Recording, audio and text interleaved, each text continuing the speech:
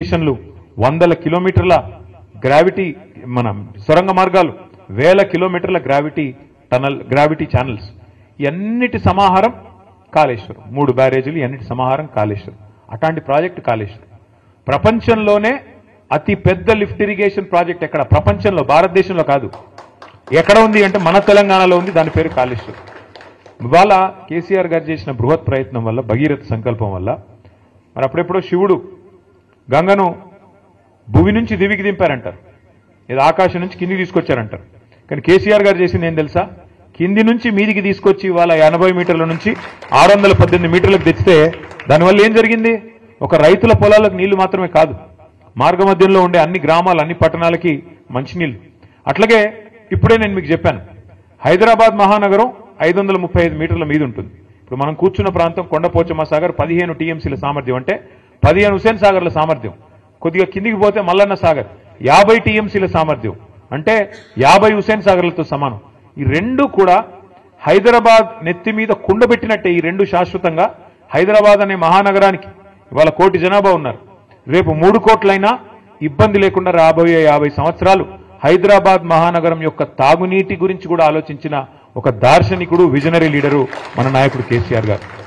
తాగునీరు, సాగునీరు, మార్గ మధ్యంలో ఉండే ఇండస్ట్రీలకు నీళ్లు, ఇన్ని రకాలుగా ఆలోచన చేసి ఆ గోదావరిలోని ప్రతి నీటి బొట్టును ఒడిసిపట్టి నీళ్లు తీసుకొస్తే ఇవాళ ఆ కేసీఆర్ గారి మీద సిబిఐ కేసు. మాట్లాడితే తెల్లారులేస్తే బీజేపీ, కాంగ్రెస్ కత్తులు దూస్తారు. రాహుల్ గాంధీ గారు ఏమంటారు? సిబిఐ అనేది మోడీ గారు జేబు సంస్థ అంటాడు. మరి ఇక్కడ రేవంత్ రెడ్డి గారు ఏమంటున్నారు? కాదు కాదు, సిబిఐ చాలా మంచి సంస్థ, వాళ్ళకి ఇస్తాను, వాళ్ళకే ఇస్తానని చెప్పి దేశమంతా కాంగ్రెస్ పార్టీ దుమ్మెత్తిపోస్తుంటే సిబిఐ, ఈడీ, ఐటీ మీద ఇక్కడ ఉన్న రేవంత్ రెడ్డి గారు మాత్రం లేదు లేదు, సిబిఐ చాలా అద్భుతమైన సంస్థ, చాలా గొప్ప సంస్థ, వాళ్ళకే ఇస్తానని చెప్పి ఇస్తే ఏం అర్థం చేసుకోవాలి మనం? దీని వెనుక ఉన్న రాజకీయం ఎట్లా అర్థం చేసుకోవాలి మనం? ఇందాక జగదీష్ రెడ్డి గారు చెప్పింది అక్షర సత్యం. ఇవాళ తెలంగాణ పచ్చబడుతుంటే కొంతమంది కళ్ళు ఎర్రబడుతున్నాయి, నచ్చట్లేదు వాళ్ళకి. వాళ్ళ కడుపులో ఎక్కడో దేవినట్టు అవుతున్నది. ఎందుకంటే తెలంగాణ బాగుపడుతుంటే, కేసీఆర్ గారి నాయకత్వాన్ని ప్రజలు ఆమోదిస్తుంటే, ప్రజలు అనుక్షణం గుర్తు చేసుకుంటుంటే వాళ్ళకి నచ్చట్లేదు. ఇక్కడ కార్మికులు బాగుండకూడదు, ఇక్కడ రైతులు బాగుండకూడదు, ఇక్కడ దరిద్రం తాండవిస్తేనే మన రాజకీయం సాగుతుంది అనే విధంగా ఇవాళ కాంగ్రెస్, బీజేపీ రాజకీయం చేసి ఇద్దరు కలిసి కేసీఆర్ గారి మీద ఏదో రకంగా కక్ష సాధింపు, ఏదో కేసు పెట్టి, ఏదో రకంగా బదనాం చేసి ప్రజల్లోకి పోయి ఏదో ఒకటి చేయాలా అని ఒక దుర్బుద్ధితో వ్యవహారం చేస్తూ ఉన్నారు.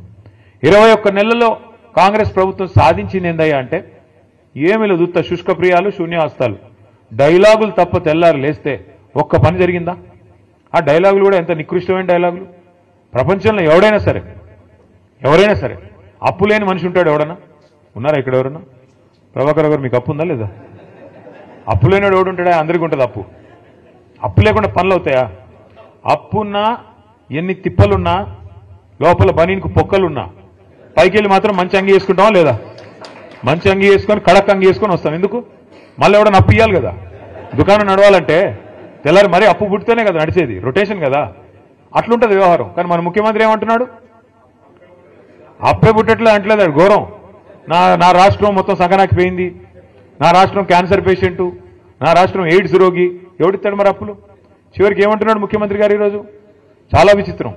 నేను ఢిల్లీకి పోతే నాకు అపాయింట్మెంట్లు ఇవ్వట్లేదు, ఎక్కడ చెప్పులు ఎత్తుకపోతాడేమో అని భయపడుతున్నారు. ఎవడన్నా ముఖ్యమంత్రి మాట్లాడతాడా? నాకు అర్థం కాదు ఇంత దారుణంగా. ఇంకా నికృష్టం ఏంటంటే ఆయన అంటాడు, నీ గుడ్లు వీకి గోటిలాడతా, నీ పేగులు మెడలేసుకుంటా. ఇది ముఖ్యమంత్రి మాట్లాడాల్సిన మాటల. పేగులు మెడలేసుకోవడం ఏంది? బోటి కొట్టేటోడు వేసుకుంటాడు పేగులు మెడలు, నువ్వెందుకు? నాకు అర్థం కాదు. ఈయనే ముఖ్యమంత్రి, లంకె బిందెలు ఉన్నాయనుకుని వచ్చినా. నేను చాలా మంది ముఖ్యమంత్రులు చూసాం మేము అందరం కూడా. రాజశేఖర రెడ్డి గారు, చంద్రబాబు నాయుడు గారు, ఎన్టీ రామారావు గారు, కిరణ్ కుమార్ రెడ్డి గారు, రోసయ్య గారు, చాలా మందిని చూసినాం. ఇట్లాంటి ముఖ్యమంత్రిని మాత్రం ఎవరిని చూడలేదు. కేసీఆర్ గారు ఒకరు కాదు, ఇంతమంది ముఖ్యమంత్రులను చూస్తే ఈరోజు ఇంత విచిత్రమైన ముఖ్యమంత్రి. ఇప్పుడు ఎన్నికల ముందు ఆయనే హామీ ఇచ్చాడు, నోటికొచ్చిన హామీలు, ఒకటి ఇట్లా అట్లాగా 420 హామీలు, ఎవరికి ఏది అడిగితే అది ఇస్తా పో అన్నాడు. అర్రాస్ పాట లెక్కనే, వేలం పాటలాగా. ఏది? కేసీఆర్ 2000 ఇస్తుండా, నేను 4000 ఇస్తా. కేసీఆర్ ఒక ముసలమ్మకే ఇస్తున్నాడా, నేను ఇద్దరికి ఇస్తా. కేసీఆర్ ₹1,00,000 ఇస్తుండా, నేను తులం బంగారం ఇస్తా. కేసీఆర్ 10,000 ఇస్తుండా, నేను 15,000 ఇస్తా. కేసీఆర్ ఇంత ఇస్తే నేను అంత ఇస్తా, అంత ఇస్తే ఇంత ఇస్తా. నోటికొచ్చినట్టు వాగి, అది కూడా ఏంటి మళ్ళీ మీ జిల్లాలో ఉన్న ఉప ముఖ్యమంత్రి బట్టి గారు, ఆయన డైలాగులు బీభత్సమైన డైలాగులు. ఈ గ్యారంటీ కార్డు భద్రంగా పెట్టుకోండి. మేము వస్తానే ఉన్నాం, జాగ్రత్తగా దాచిపెట్టుకోండి. 100 రోజుల్లోనే చేసేస్తాం. 100 రోజుల్లో మీరు అది పెట్టుకుంటే వాళ్ళు వస్తారు, అధికారులు వస్తారు, తీసుకుంటారు, మీకు కావాల్సినవన్నీ మీ ఖజానాలో వేసేస్తారు. మొత్తం స్వర్గం అయిపోతుంది, భూతల స్వర్గం. కాంగ్రెస్ నాయకత్వంలో ఆ రోజు డైలాగులు. ఆ రోజు అడిగారు విలేకరులు, అయ్యా మరి మీరు చెప్తున్నాయన్నీ అమలు చేయాలంటే 4 స్టేట్ల బడ్జెట్ కావాలా, 4 దక్షిణాది రాష్ట్రాల బడ్జెట్ కావాలా, ఎట్లా చేస్తారా స్వామి అంటే, మా కాంగ్రెస్ పార్టీకి చాలా తెలివి ఉంది, మాది 100 సంవత్సరాల చరిత్ర, మావాడు ఒక్కొక్కడు 6 ఫీట్లు ఉన్నాడు, మాకు తెలివి లేదంటారా, బ్రహ్మాండంగా సంపద పెంచుతాం, మేము ఇది చేస్తాం అది చేస్తాం అని డైలాగులు. ఇవాళ ఏమైందా అంటే బీదర్పులు. ఏమని కేసీఆర్ దివాలా చేయించాడు, అప్పులపాలైపోయింది రాష్ట్రం. నేను ఒక్కటే అడుగుతా ఉన్నా మిమ్మల్ని, కాంగ్రెస్ నాయకుల్ని కానీ మిమ్మల్ని కానీ ఆలోచించమని అడుగుతా ఉన్నా. కేసీఆర్ గారు ముఖ్యమంత్రిగా ఉన్నప్పుడు కరోనా మహమ్మారి మొత్తం ప్రపంచం అంతా వచ్చింది, మన దాంతోపాటు మనకు కూడా వచ్చింది. ఎవడో అనుకోలే మూతికి బట్టలు కట్టుకొని ఇంట్లో కూర్చుంటామని. కూర్చున్నాం, బతుకుంటే బల్సార్ తినొచ్చు అని చెప్పి ఎవరింట్లో వాళ్ళు నోరు మూసుకుని మొత్తం దాదాపు సంవత్సరంన్నర కూర్చున్నాం. దానివల్ల ఏమైంది, ₹1 ఆదాయం లేదు ప్రభుత్వానికి అన్నాడు, రూపాయి కూడా లేదు. ఎందుకంటే బయట పనులు జరుగుతూనే కదా ప్రభుత్వానికి ఆదాయం వచ్చేది. బొగ్గు కానీ నడిస్తే, అక్కడ బొగ్గు తవ్వితే, బొగ్గు బయటకు వస్తే, బొగ్గు అమ్మితే అట్లే కదా ఆదాయం వచ్చేది. సింగరేణి సంస్థ కూడా దాని నుంచి వస్తుంది. అందులో మాకు కూడా ట్యాక్స్ రూపంలో గవర్నమెంట్ డబ్బులు వస్తాయి. ఒకడు సబ్బు కొనాలి, ఒకడు పప్పు కొనాలి, ఒకడు ఉప్పు కొనాలి, అవి కొంటేనే కదా ఆదాయం వచ్చేది. ఏదీ లేదు. మొత్తం సంవత్సరం పాటు ఎక్కడక్కడ తలుపులు బిడాయించుకొని ఇంట్లో ఉన్నారు. దానివల్ల ఏమైంది, ఆదాయం 0. కేసీఆర్ గారు ముఖ్యమంత్రిగా ఉన్నప్పుడు, ప్రభుత్వం ఉన్నప్పుడు ఆదాయం 0 అయినా రైతు బంధు ఆగిందా, పెన్షన్లు ఆగినాయా, కళ్యాణ లక్ష్మి ఆగిందా, షాదీ ముబారక్ ఆగిందా, పంటల కొనుగోలు ఆగినాయా, అంటే జీతాలు ఆగినాయా, కొద్దిగా ఆలస్యంగా పడ్డాయేమో, ఆగలేదు కదా. దమ్మున్న నాయకుడుంటే, దమ్మిడి లేకపోయినా సంక్షేమ పథకాలు ఆగవు. ప్రభుత్వం చిత్తశుద్ధి గల ప్రభుత్వం ఉంటే పనులు చేస్తారు తప్ప సాకులు వెతకదు. ఈ సన్నాసులు వీళ్ళకి పని చేయడం చేత కాదు, వాళ్ళ ప్రభుత్వం నడపడం చేత కాదు. ఎంతసేపు ఢిల్లీకి మూటలు పంపాలా, పదవులు కాపాడుకోవాలా తప్ప ఇంకో సోయి లేదు. ఏం చేయాలి మరి, తెల్లారెత్తే కేసీఆర్ని తిట్టాలి. తిడితే చివరికి ఆఖరికి పార్లమెంట్లో కూడా మన వాళ్ళు బీజేపీ ఎంపీయే రఘునందన్ రావు అని బీజేపీ ఎంపీ ఉంటే ఆయన ప్రశ్న వేసినాడు పార్లమెంట్లో. ఏమని, అసలు తెలంగాణలో అప్పులు ఎంత అని కేంద్ర ప్రభుత్వాన్ని అడిగినాడు. కేంద్ర ప్రభుత్వం కుండబద్దలు కొట్టినట్టు చెప్పింది. మొత్తం లెక్కలు controller and auditor general, finance department వాళ్ళందరిని అడిగి తీసుకొని కుండబద్దలు కొట్టినట్టు చెప్పింది. 10 ఏళ్లలో కేసీఆర్ ప్రభుత్వం చేసిన అప్పు, వదిలిపెట్టిపోయిన అప్పు 3.5 లక్షల కోట్లు. అందులో కేసీఆర్ గారు రాకంటే ముందే 72,000 ఉంది, ఆయన వచ్చినాక 2,80,000 కోట్లు అప్పు చేసినాడు. ఇది మాత్రమే అప్పు అంటూ మన కేంద్ర ప్రభుత్వం స్పష్టంగా పార్లమెంట్లో చెప్పింది. అయినా సిగ్గులేదు. కేంద్ర ప్రభుత్వం పార్లమెంట్లో చెప్పిన సిగ్గు ఎంత మాత్రం లేదు కాంగ్రెస్ వాళ్ళకి. ఒకడు 6 లక్షలు అంటాడు, ఇంకొకడు 7 లక్షలు అంటాడు, ఇంకోటి 8 లక్షలు. ఎవడికి నోటికి ఎంత వస్తే అంత, ఎంత వస్తే ఎంత తోస్తే, ఎక్కడ ఉంటే అక్కడ నోటికి ఎంత వస్తే అంత మాట్లాడుతూ ఉన్నారు. ఆధారం ఏంది, ప్రామాణికమైంది, పత్రం ఏంటంటే ఎవరి దగ్గర ఏం లేదు. నోటికి ఎంత వస్తే అంత మాట్లాడాలా, అదరగొట్టాలా, ఉపన్యాసాలు ఇవ్వాలా, మీడియాను మేనేజ్మెంట్ చేసుకోవాలా, ప్రజల్ని మోసం చేయాలా, మళ్ళీ ఇటుగా వ్యవహారం నడిపిస్తూ ఉండాలా. ఏం చేస్తున్నారు సక్సెస్ఫుల్గా వాళ్ళు, వాళ్ళ మీదికి రాకూడదు దృష్టి. అందుకే ఏం చేస్తున్నారు, 6 గ్యారంటీలు ఎవరు అడగొద్దు, సింగరేణిలో ఇచ్చిన హామీలు మీరు అడగొద్దు. ఏం చేయాలి మరి, ఏదో డైవర్షన్ గేమ్ ఆడాలి. ఓ రోజు కాళేశ్వరంలో కేసీఆర్ అరెస్ట్, సిబిఐ అని కొన్ని రోజులు టైంపాస్. ఫార్ములా ఈలో కేటీఆర్ అరెస్ట్, వేసుకోపోతున్నారు, ఇప్పుడు వేసుకోపోతున్నారు, ఇంకో గంటలు వేసుకోపోతారు. ఇక తర్వాత రెగ్యులేటరీ విద్యుత్ దానిలో అదే జగదీష్ రెడ్డి అరెస్ట్. ఈ టైపులో రోజొక్క సొల్లు పురాణం తప్ప 22 నెలల్లో 21 నెలల్లో ఒక్క పని ప్రజలకు పనికొచ్చేది జరిగిందా ఎవరికన్నా? ఒక్క ఫ్రీ బస్సు, ఏమనంటే ఫ్రీ బస్సు, అది ఎంత గొప్పగా ఉందో నాకంటే బాగా మీకే తెలుసు. ఎన్నడూ చూడని దృశ్యాలు చూస్తున్నాం ఫ్రీ బస్సుల్లో. ఏందది అసలు, ఆ దృశ్యాలు ఏంది, కొట్టుకోవడం ఏంది, ఎన్నడూ ఇంకా మనం అది విమానాల్లో కూడా ఉండవు. అట్లాంటి ఫ్రీ విమానం పెడితే కూడా అట్లాంటివి ఉండవు, ఆ టైప్లో కొట్టుకుంటున్నారు. అంటే ఇలాంటివి తప్ప ఒక్కటంటే ఒక్కటి నిజంగా రాష్ట్రానికి దీర్ఘకాలికంగా మధ్యకాలికంగా పనికొచ్చే ఒక్క పని కూడా 21-22 నెలల్లో జరగలేదు. ఇంకా భవిష్యత్తులో జరుగుతుందనే విశ్వాసం అయితే నాకైతే లేదు. ఎందుకంటే తెల్లారు లేస్తే వీళ్ళకి డబ్బులే యావ తప్ప, ఢిల్లీకి మూటలు పంపి ఎట్లా కాపాడుకోవాలనే యావ తప్ప, ఎట్లా కేసీఆర్ గారిని మన పార్టీని బదనాం చేయాలా, ఎట్లా ఇబ్బంది పెట్టాలన్న ఆలోచన తప్ప ఒక్కటంటే ఒక్కటి పని చేసి ప్రజలకు ఇచ్చిన హామీ నెరవేర్చాలన్న సోయి మాత్రం లేదు, ఇంకా రాదు కూడా నాకు తెలిసైతే. నేను మిమ్మల్ని అందరినీ దయచేసి ప్రార్థించేది ఒకటే, మరి చాలా దూరం నుంచి 300-350 కిలోమీటర్ల దూరం నుంచి కూడా మీరందరూ వచ్చినారు, దానికి ధన్యవాదాలు. కానీ మిమ్మల్ని ప్రార్థిస్తా ఉన్నా, మొదటి నుండి ఉమ్మడి ఖమ్మం జిల్లాలో ఏంటో కానీ మనకు తెలియదు, 3 ఎలక్షన్లు కొట్లాడినాం మనం తెలంగాణ వచ్చినాక, 14లో, 18లో, 23లో. ప్రతిసారి మనకు ఒకటే సీట్ వస్తుంది. ఆ 1 అనే సంఖ్య దాటట్లేదు మనం ఎందుకో కానీ.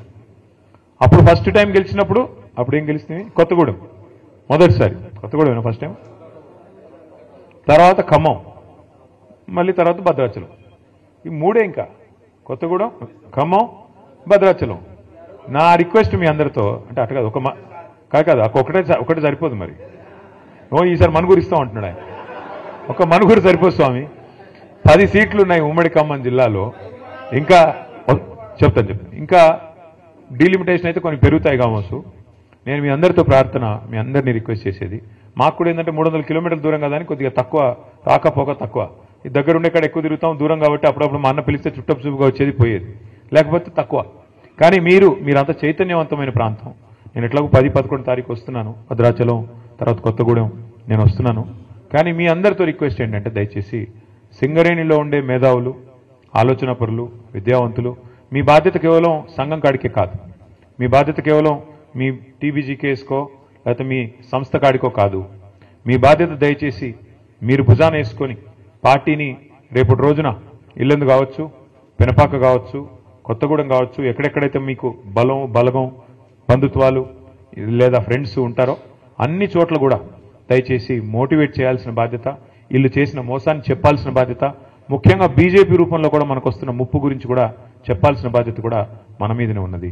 మనం తప్పకుండా ఈ రాష్ట్రాన్ని కాపాడుకోవాల్సిన బాధ్యత మన మీదే ఉంది. ఎందుకంటే ఒక కేసీఆర్ గారికి తెలంగాణ మీద ఉండే ప్రేమ, ఒక కేసీఆర్ గారికి తెలంగాణ మీద ఉండే మమకారం ఎన్నటికైనా కాంగ్రెస్ కానీ అదేవిధంగా బీజేపీ కానీ ఉంటుందా? ఒకసారి మీరు ఆలోచించాలని చెప్పి నేను కోరుతా ఉన్నా. ఎందుకంటే తెలంగాణ అనేది ఆయన చావు నోట్లో తలబెట్టి తెచ్చిన రాష్ట్రం. అన్ని రాష్ట్రాలకి ముఖ్యమంత్రులు ఉంటారు, నాయకులు ఉంటారు. కానీ ఇక్కడ రాష్ట్రాన్ని తెచ్చిన వ్యక్తే ముఖ్యమంత్రిగా నిన్నటిదాకా నడిపిన రాష్ట్రం మన రాష్ట్రం, మన ప్రత్యేకత అది. నా ప్రార్థన మీతో దయచేసి ఈసారి మాత్రం గట్టిగా పట్టుబట్టాలి. అది లోకల్ బాడీ ఎలక్షన్ అయితేనేమి, పంచాయతీ ఎలక్షన్ అయినా, గల్లీ ఎలక్షన్ అయినా లేదా ఢిల్లీ ఎలక్షన్ అయినా, ఏదైనా సరే ఈసారి మాత్రం ఎగరాల్సింది గులాబీ జెండానే. ఏదైనా సరే ఈసారి మాత్రం ఎగరాల్సింది మన కారు గుర్తే, మన నాయకుడు కేసీఆర్ గారి నాయకత్వంలో ముందుకు పోవాలి. దానికి మనం చిన్న ఇష్యూస్ ఉంటాయి, సంఘంలో ఉంటాయి, సంస్థలో ఉంటాయి, ఇంకోటి ఉంటాయి. వాటిని పక్కన పెట్టాలి. పొరపచ్చాలు లేకుండా మన నాయకుడు తిరిగి మళ్ళీ ముఖ్యమంత్రిగా తెలంగాణలో బాధ్యతలు చేపట్టాలనే లక్ష్యంతో తెలంగాణ ప్రజల కోసం, ఆయన కోసం కాదు, ఆయన ఆల్రెడీ 10 ఏళ్ళు చేశారు ముఖ్యమంత్రి, ఆయనకి ఏం కొత్త పదవి కాదు. కానీ ఈ రాష్ట్రం మళ్ళీ గాడిన పడాలి అంటే తప్పకుండా ప్రజలు గుర్తు చేసుకుంటున్నారు. ఈరోజు మీరు ఎవరినైనా చూడండి, మీరు చూస్తూ ఉంటారు కదా వీడియోలు, ఎక్కడ పోయినా గుర్తు చేసుకుంటున్నారు. ఎందుకు అంటే దానికి కూడా కారణం